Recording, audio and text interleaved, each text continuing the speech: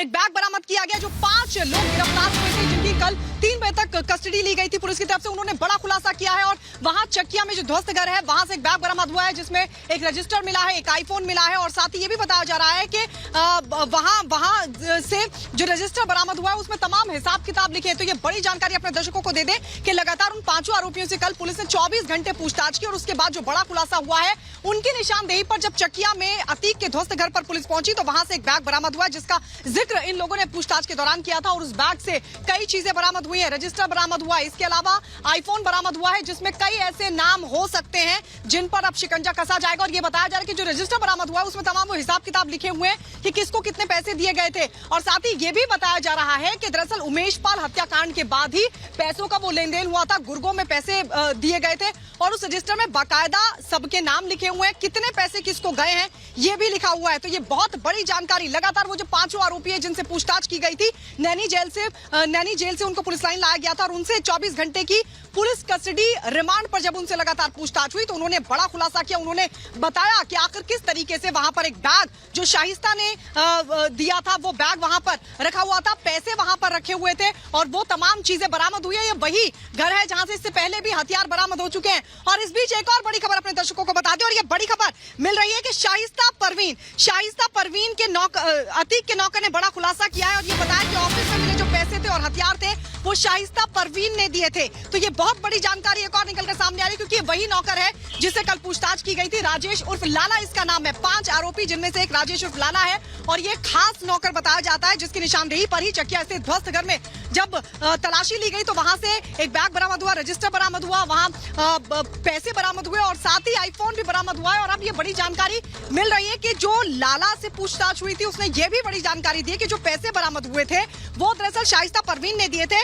Office में मिले पैसों को लेकर ये बहुत बड़ा खुलासा नौकर की तरफ से किया गया और साथ ही उसने ये भी बताया कि जो हथियार मिले थे वो भी शाइस्ता परवीन ने ही दिए थे। तो आप सोचिए शाइस्ता परवीन को लेकर ये बहुत बड़ा खुलासा और शाइस्ता परवीन खुद नामजद है जो लगातार फरार चल रही है और पुलिस उनको तलाशने की कोशिश कर रही है। और साथ ही असद का एक आधार कार्ड भी बरामद हुआ है इस रजिस्टर से।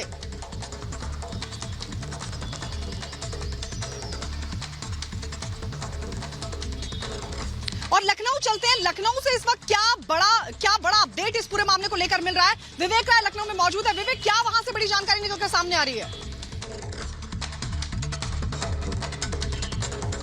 देखिए, जो आज की सबसे बड़ी खबर है वो रायबरेली से है। रायबरेली में स्वामी प्रसाद मौर्य के खिलाफ एफआईआर दर्ज हो गई है।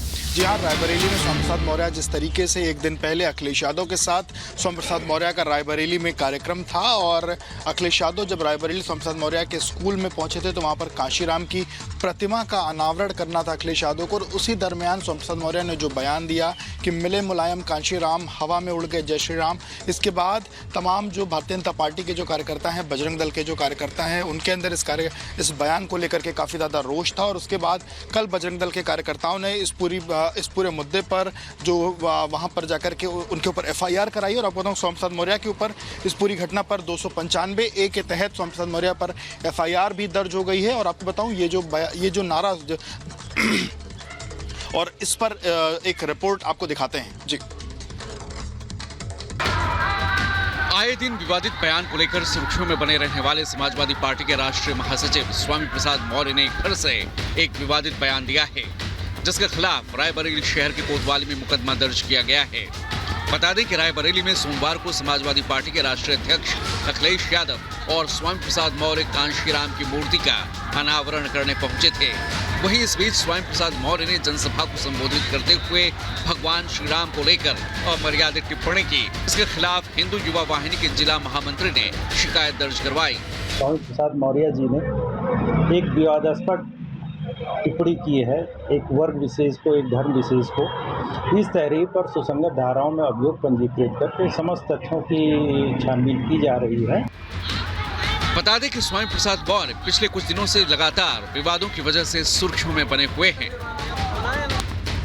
Bureau report, Republic Bharat. बिल्कुल, और बड़ी खबर यह है कि एक बार फिर बीजेपी ने राहुल गांधी पर निशाना साधा। जी हां, बड़ी खबर आपको बता रही, इस बार मोर्चा संभाला है ज्योतिरादित्य सिंधिया ने। जी हां, नागरिक उड्डयन मंत्री ज्योतिरादित्य सिंधिया ने कहा कि